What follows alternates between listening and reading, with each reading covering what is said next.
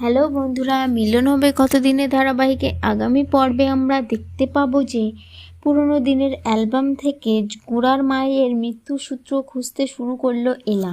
এলা যখন আলিয়ার ঘরে ময়নাককে ধরতে পেল না, তারপর এলা আলিয়াকে চ্যালেঞ্জ করে বলে যে আমি আবার পুরনো ফাইল বের করে কেসটা রিওপেন করব।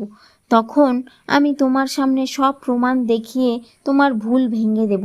এরপর এলা যখন ঘরে থাকে এবং গোরা ও এলা রোম্যান্স করে, তখন আড়াল থেকে সেটা দেখে ময়নাক।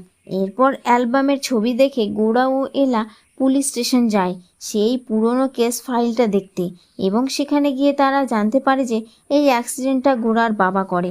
এরপর বাড়িতে এসে গোরা ও এলা দাদুকে প্রশ্ন করে যে এই সব কিছু কী করে হয়েছিল, বাবা কি এই সব করেছিল নিজের ক্ষমতার জোরে বেঁচে গেছে? তখন দাদু বলে এই সব কিছু আমি করেছি। এটা শুনে অবাক হয়ে যায় গোরা ও এলা। তাহলে বন্ধুরা, গোরা ও এলা কি পারবে আসল সত্যিটা খুঁজে বের করতে?